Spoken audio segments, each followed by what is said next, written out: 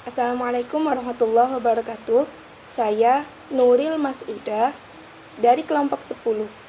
Kami akan membahas tentang berbahasa secara santun komunikatif serta kontekstual teaching dan learning dalam pembelajaran bahasa Indonesia. Yang pertama, pengertian penggunaan bahasa untuk berkomunikasi. Penggunaan bahasa untuk berkomunikasi harus sesuai dengan fungsi komunikasi bahasa. Tujuannya untuk memudahkan pemahaman sang pendengar atau pembaca. Namun harus disadari, cara menggunakan bahasa tidak cukup hanya dengan merangkai bunyi, kata, kalimat, paragraf, atau bahkan wacana. Maksudnya di sini adalah dalam berkomunikasi menggunakan sebuah bahasa haruslah menyesuaikan dengan fungsi-fungsi bahasa. Tujuannya apa? Agar sang penutur bisa menyampaikan maksudnya dengan baik dan sang pendengar dapat menangkap maksud dari sang penutur. Karena dalam berkomunikasi tidaklah hanya dengan mengeluarkan bunyi, kata-kata, kalimat, paragraf atau sebuah wacana. Begitu. Di sini saya akan menjelaskan beberapa contoh yang sesuai dengan fungsi-fungsi dalam berbahasa untuk berkomunikasi. Saya akan memberikan dua contoh. Yang pertama, berkomunikasi sesuai dengan fungsi bahasa, dan yang kedua, berkomunikasi tidak sesuai dengan fungsi bahasa. Baiklah. Yang pertama, simak baik-baik ya. Contoh yang pertama, ada seorang teman yang bertanya ke temannya yang lain mengenai teman mereka berdua. Kapan dia pergi ke pasar? Jam 6 pagi tadi. Nah, dari contoh yang pertama ini, dapatlah kita ketahui bahwasanya komunikan pertama itu sedikit kasar dalam berkomunikasi, menanyakan kabar teman mereka berdua kepada temannya. Sedikit terdengar tidak santun. Kemudian kadang apabila si pendengar atau komunikan kedua sedikit merasa emosinya kurang stabil, ada kemungkinan si komunikan kedua atau pendengar ini merasa bahwa kalimat yang diujarkan oleh penutur sedikit vulgar untuk hal-hal tertentu. Nah, bisa jadi si penutur ini menyinggung perasaan dari si pendengar. Maka dari itu, haruslah penuturan kata-kata itu sesuai dengan fungsi-fungsi komunikasi dalam berbahasa. Contoh yang kedua. Contoh kedua ini tentang seorang anak. Seorang anak ini berkomunikasi dengan bapaknya. Kok warna sepatuku sedikit kusam ya? Iya, bulan depan bapak belikan. Nah, model komunikasi yang kedua ini terdengar lazim, bukan? Maksudnya si anak ini memberitahu tentang sepatunya yang sedikit kusam kepada bapaknya, sehingga bapaknya langsung mengerti isi pesan apa sih yang dimaksud anaknya ini, ternyata minta dibelikan, begitu. Jadi contoh kedua ini sudah sesuai dengan fungsi-fungsi komunikasi dalam berbahasa. Apabila kalian masih kurang mengerti mengenai contoh fungsi-fungsi komunikasi dalam berbahasa, saya akan memberikan dua contoh lagi. Contoh yang ketiga. Ada seorang anak yang bertanya kepada bapaknya. Contoh ketiga ini termasuk contoh yang salah ya. Dalam artian contoh komunikasi yang salah, tidak sesuai dengan fungsi-fungsi. Begini. Kamu mau nggak nganterin aku, Pak? Iya, ayo. Nah, di sini sudah terdengar tidak sopan, kurang ajar. Kok bisa anaknya minta antar kepada bapaknya dengan cara yang seperti itu? Begitu, sungguh tidak sesuai dengan fungsi komunikasi kan? Meskipun si anak mengerti. Si bapak mengerti apa isi maksud yang diujarkan oleh si penutur. Contoh yang keempat, ada seorang istri yang bicara ke suaminya mengenai uang bulanan. Mbok ya bulanan iki ditambah toh, Pak. Buat apa lagi toh, Dek? Nah, contoh pada komunikasi keempat ini terdengar sangatlah kasar. Seorang istri bicara kepada seorang bicara kepada suaminya mengenai uang bulanan yang ditambah. Bila demikian, sebenarnya dari 4 contoh komunikasi tadi, bagaimanakah berbahasa secara komunikatif itu? Berbahasa secara komunikatif adalah menggunakan bahasa berdasarkan fungsi-fungsi komunikasi bahasa dengan memperhatikan situasi dan kondisi dalam konteks pemakaiannya. Jadi, berbahasa dengan komunikatif itu, kita sebagai penutur haruslah melihat kondisi dan situasi bagaimana keadaan lingkungan kita sebelum mengucapkan atau mengujarkan sesuatu, sehingga pendengar itu bisa mengerti isi maksud apa yang akan kita sampaikan dan mencegah adanya rasa sedih ataupun tersinggung. Fungsi komunikatif bahasa. Fungsi bahasa adalah cara bagaimana bahasa itu digunakan. Dan fungsi komunikatif bahasa adalah bagaimana cara bahasa itu digunakan untuk berkomunikasi agar para pembaca itu mampu mengetahui apa yang disampaikan oleh pendengar. Pembicara mampu menyampaikan ke pendengar agar dapat tersampaikan dengan baik dan dimengerti oleh pendengar atau pembaca. Fungsi komunikatif bahasa dibagi menjadi 11 bagian. Menurut Pranowo 1988. Yang pertama, fungsi informatif adalah bahwa bahasa dapat digunakan untuk menyampaikan informasi kepada pendengar atau pembaca. Informasi yang dimaksud adalah segala pikiran atau perasaan yang disampaikan oleh pembicara kepada pendengar atau pembaca. Yang kedua, fungsi transaksional adalah bahwa bahasa dapat dipakai untuk mengadakan hubungan antara seseorang dengan orang lain.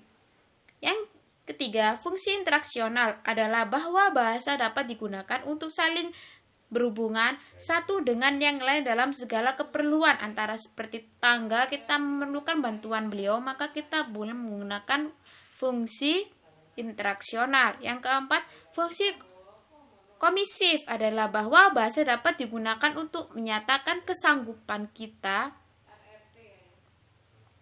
mengenai sesuatu dengan orang lain apabila seseorang tersebut meminta bantuan, dan pasti pendengar akan menerima apa yang disampaikan oleh pembicara yang meminta pertolongan. Kita boleh melakukan fungsi komisif tersebut, antara kesanggupan kita atau tidak sanggup. Yang kelima, fungsi direktif adalah bahwa bahasa dapat digunakan untuk mengajukan saran, membujuk, permintaan, meyakinkan orang lain, dan sebagainya. Seperti pada pawai, pada pemilu, sebelum pemilu. Kemudian yang keenam yaitu fungsi konatif adalah bahwa bahasa dapat digunakan untuk mencairkan pembicaraan antara penutur dengan metatutur, di mana seperti ada penegangan antara sidang, penegangan tempat perdebatan, itu boleh untuk mencairkan suatu suasana, itu kan menggunakan fungsi konatif. Yang ketujuh yaitu fungsi ekspresif adalah bahwa bahasa dapat digunakan untuk mengungkapkan perasaan, suasana hati, masalah pribadi, dan lain-lain. Itu seperti pada dituangkan seperti pada karya tulis ataupun berupa audio. Yang ke-8 yaitu fungsi regulator adalah bahwa bahasa dapat digunakan untuk mengontrol suatu peristiwa. Yang ke-9, fungsi heuristik bahwa bahasa dapat digunakan untuk mengenal lingkungan seperti anak kecil yang ingin mengenal sesuatu yang belum dikenal sebelumnya, yang anak kecil yang selalu bertanya-tanya kepada orang tuanya. Saja itu yang ke-10, fungsi instrumental adalah bahwa bahasa digunakan untuk memanipulasi lingkungan sehingga terjadi suatu peristiwa. Yang ke-11, fungsi imajinatif, bahwa bahasa dapat digunakan untuk menciptakan ide-ide yang bersifat imajiner dan mengandung keindahan. Seperti pada prosa fiksi, puisi, cerpen, novel, dan lain-lain sebagainya. Selanjutnya akan disampaikan oleh rekan saya mengenai nilai budaya sebagai pendukung kesantunan dan kekomunikatifan berbahasa. Assalamualaikum warahmatullahi wabarakatuh. Saya Muhammad Robert Almi Lutfi, NIM 19188201005. Saya akan menjelaskan tentang nilai budaya sebagai pendukung kesatuan dan kekomunikatifan berbahasa. Yang pertama yaitu sikap rendah hati. Sikap rendah hati di sini sebagai salah satu nilai yang diluhurkan dalam budaya Jawa merupakan sikap universal manusia. Artinya, manusia dimanapun dapat memiliki sifat demokratif, dapat berkomunikasi, bahwa setiap manusia memiliki kekurangan dan kelebihan sendiri-sendiri. Kekurangan itu dapat mempengaruhi sikap dan perilaku seseorang, sehingga mereka tidak mau mencerminkan watak halus seorang karena tidak pernah memuji diri sendiri di hadapan mitra tutur. Yang kedua, sikap empan papan. Sikap empan papan yaitu juga disebut sikap rendah hati. Ada pula sikap empan papan sebagai kesanggupan seseorang untuk menyesuaikan diri dengan tempat dan waktu dalam bentuk, dan sikap ini dianggap sebagai nilai tutur lain dalam situasi tertentu yang berbeda dengan situasi normal. Yang C yaitu sikap menjaga perasaan.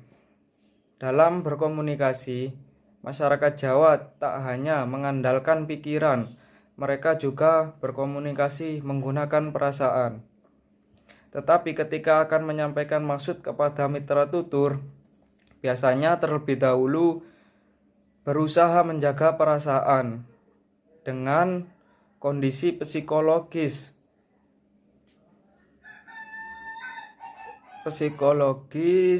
manusia tersebut. Kemudian yang D yaitu sikap mau berkorban. Sikap mau berkorban ini adalah orang yang memiliki sifat dan sifat rendah hati, yang selalu mengutamakan sifat dan sikap sepi. Kesanggupan seseorang yang mau berkorban dengan mengesampingkan kepentingan diri sendiri, tetap mau bekerja keras untuk orang lain. Untuk menanamkan sifat ini, budaya Jawa telah memberi peringatan agar setiap manusia selalu berhati-hati dalam menjalani kehidupannya. Selanjutnya, saya akan menjelaskan tentang sikap mawas diri, melanjutkan penjelasan dari rekan saya Robert mengenai nilai budaya sebagai pendukung kesatuan dan kekomunikatifan berbahasa. Dalam sikap mawas diri ini, penjelasan saya sedikit menyinggung tentang budaya-budaya Jawa dalam mawas diri saat berkomunikasi. Sikap mawas diri ini berkenaan dengan maksim. Maksim ini merupakan prinsip berkomunikasi yang harus dimengerti oleh dua komunikan antara penutur dan pendengar agar proses komunikasi berjalan dengan lancar, dapat menghindari adanya rasa tersinggung ataupun sakit hati saat berkomunikasi. Sehingga dapat dibilang bahwa maksim ini merupakan sebuah alat yang memperhatikan kesantunan pemakaian bahasa saat berkomunikasi. Baiklah, yang pertama saya akan menjelaskan tentang maksim kebijaksanaan atau bisa disebut dengan tekmesim.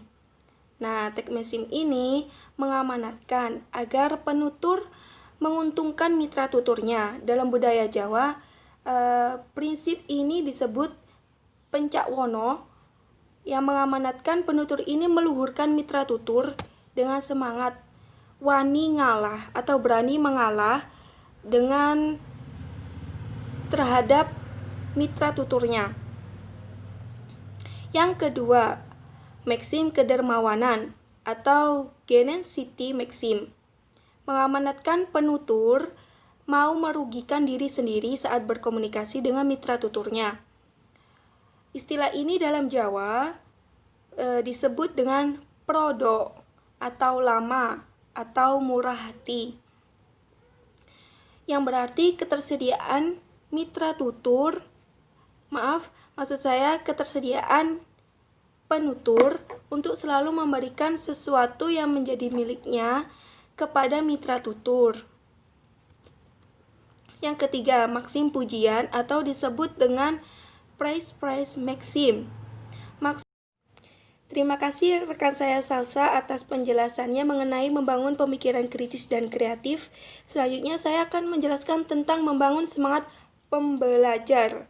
Nah, CTL sudah dijelaskan tadi oleh rekan saya.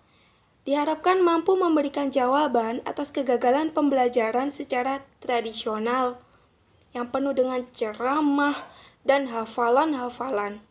Jika pembelajaran secara tradisional telah membuat mayoritas anak gagal mencapai keberhasilan dengan standar tinggi, maka CTL justru mampu membawa keberhasilan terhadap mayoritas pembelajaran yang gagal dalam pembelajaran secara tradisional.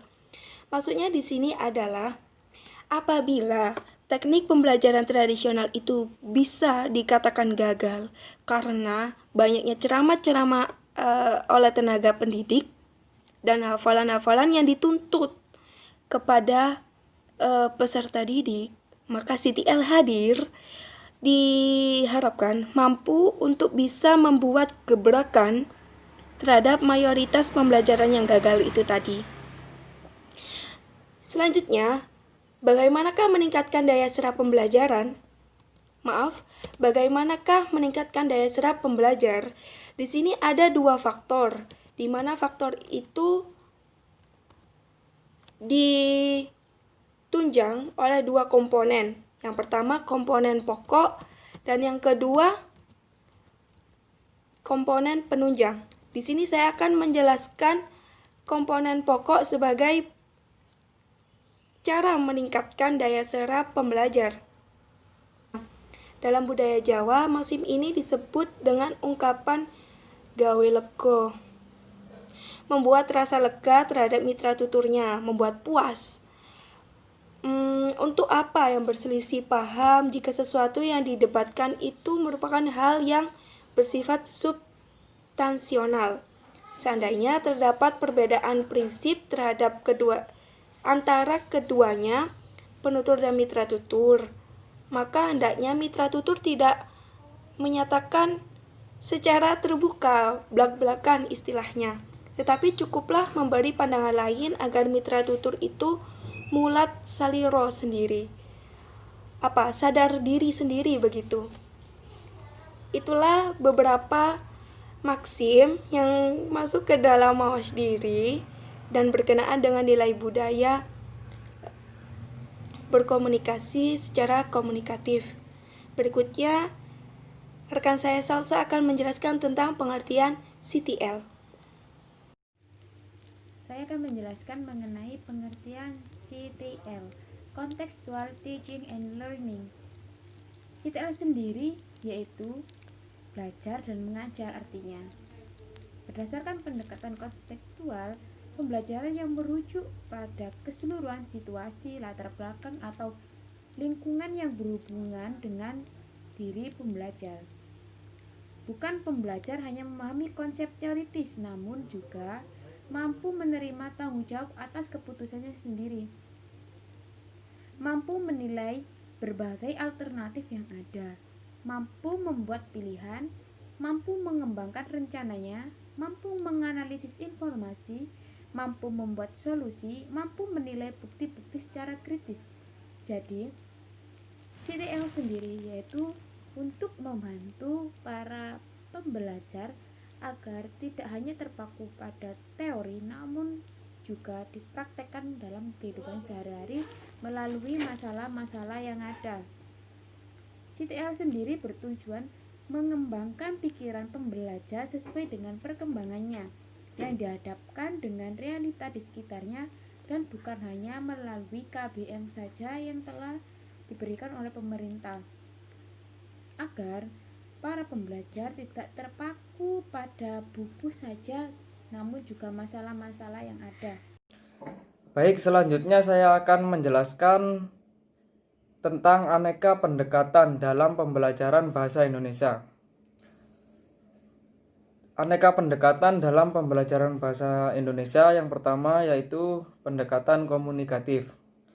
Diperkenalkan sejak kurikulum tahun 1994, pendekatan ini digunakan untuk mengajarkan bahasa Indonesia kepada pembelajar.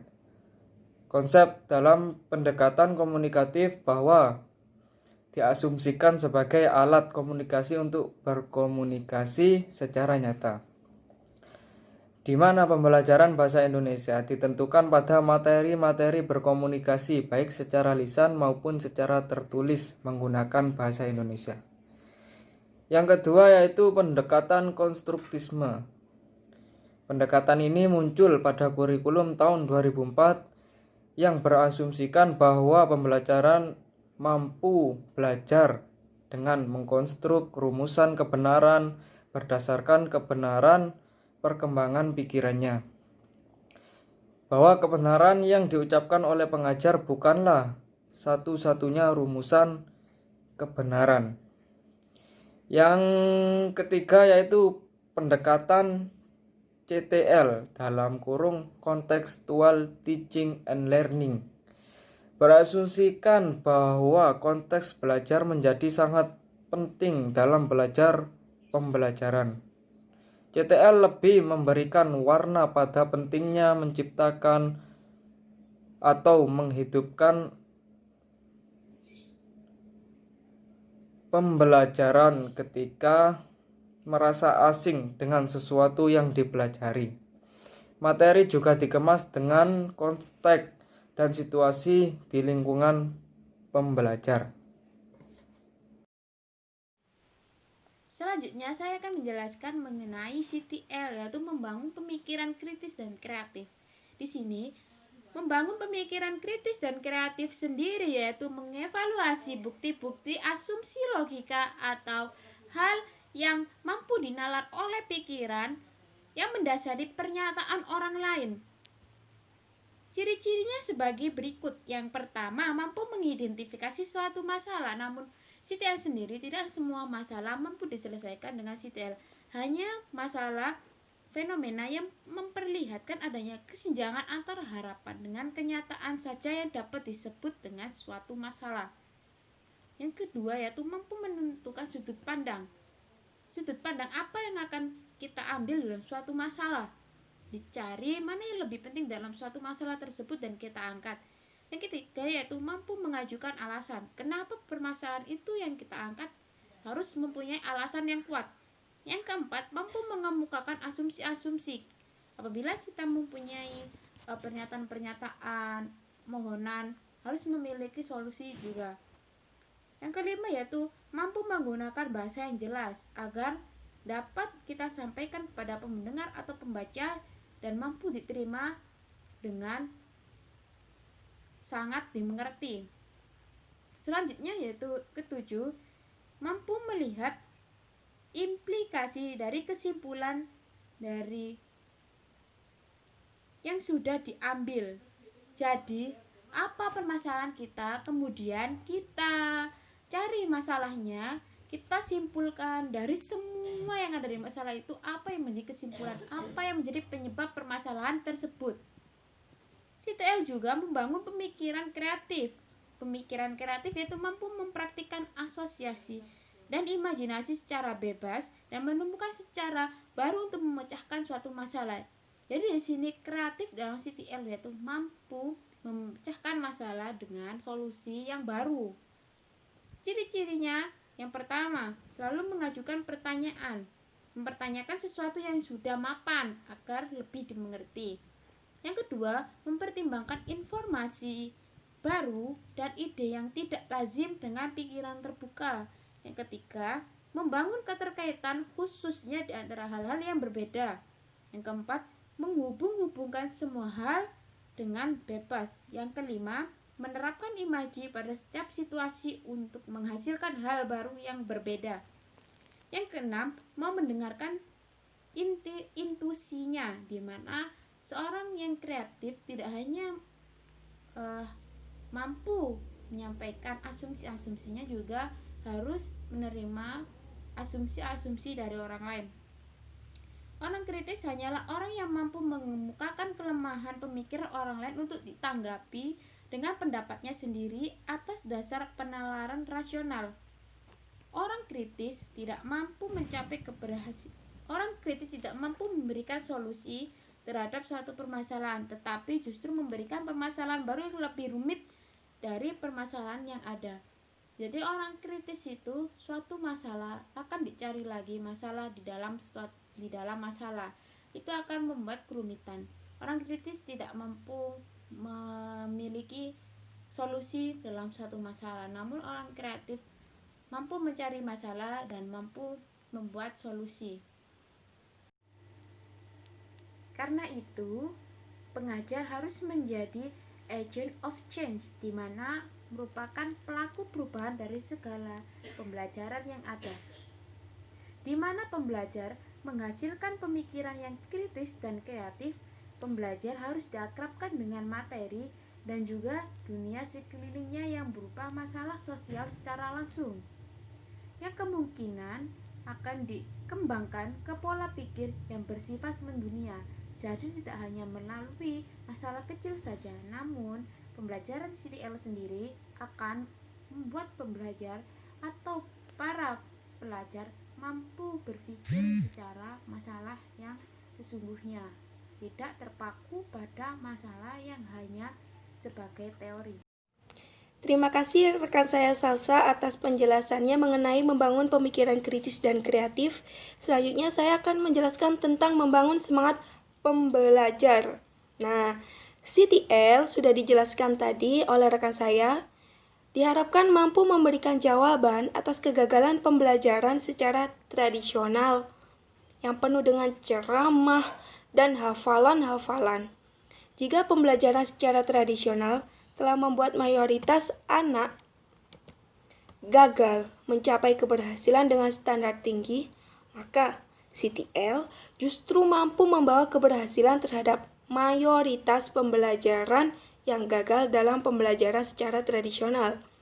Maksudnya di sini adalah apabila teknik pembelajaran tradisional itu bisa dikatakan gagal karena banyaknya ceramah-ceramah oleh tenaga pendidik dan hafalan-hafalan yang dituntut kepada peserta didik, maka CTL hadir diharapkan mampu untuk bisa membuat gebrakan terhadap mayoritas pembelajaran yang gagal itu tadi.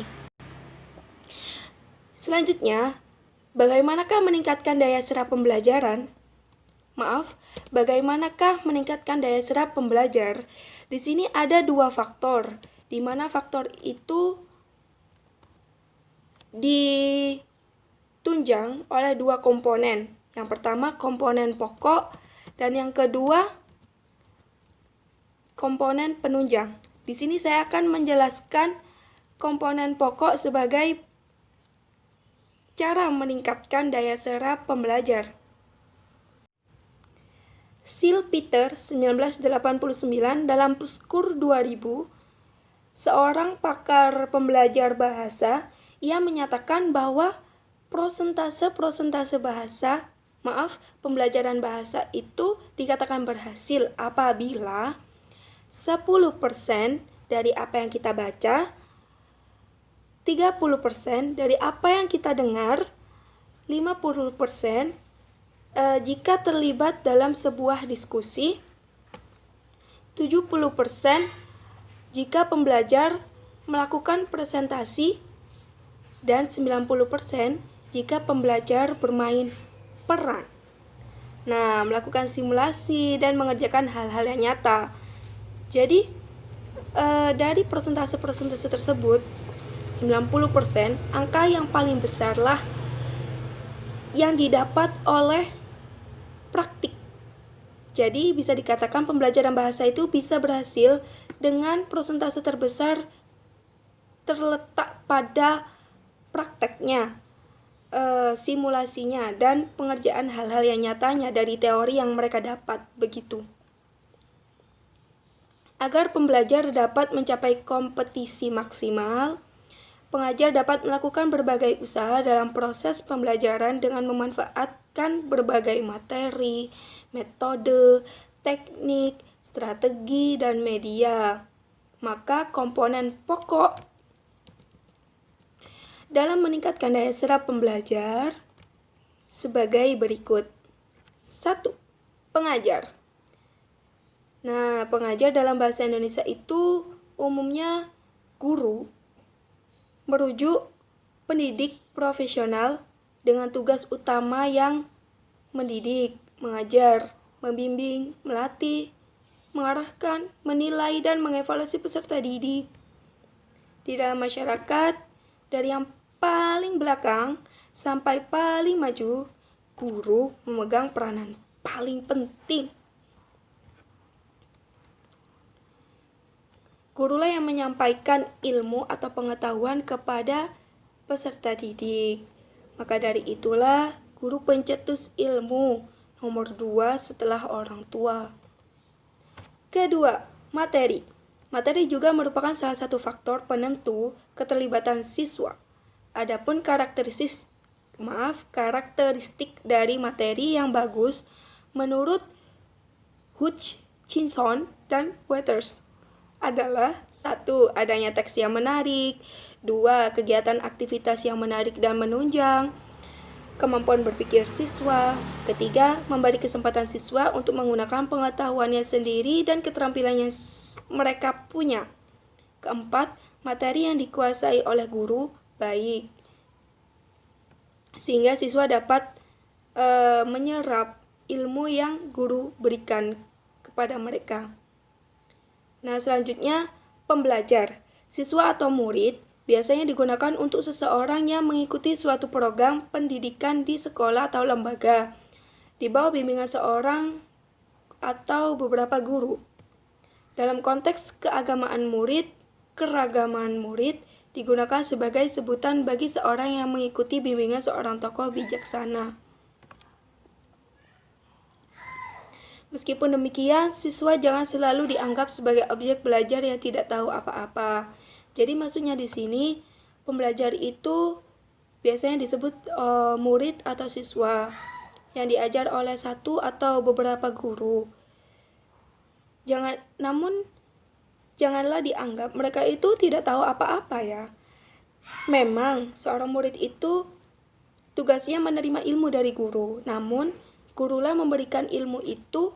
Jangan memandang bahwa siswa tidak tahu apa-apa.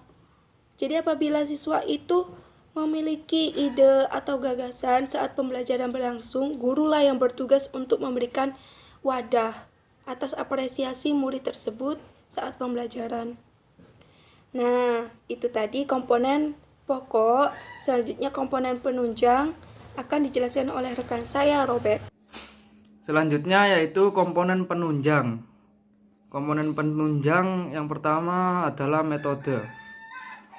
Metode adalah cara yang dapat dilakukan untuk membantu proses belajar mengajar dengan lebih baik. Yang pertama yaitu metode ceramah, yaitu sebuah metode yang disampaikan secara lisan kepada sejumlah siswa yang pada umumnya mengikuti kegiatan belajar mengajar secara pasif. Yang kedua yaitu metode tanya jawab, yaitu suatu murid dan guru menggunakan kata untuk memberikan pertanyaan kepada muridnya untuk melakukan tanya jawab atau sebaliknya. Yang C yaitu diskusi. Metode ini diartikan sebagai siasat penyampaian bahan ajar melibatkan peserta didik untuk membicarakan secara mendiskusikan untuk menjadikan hasil pemecah suatu topik bahasan yang bersifat problematis.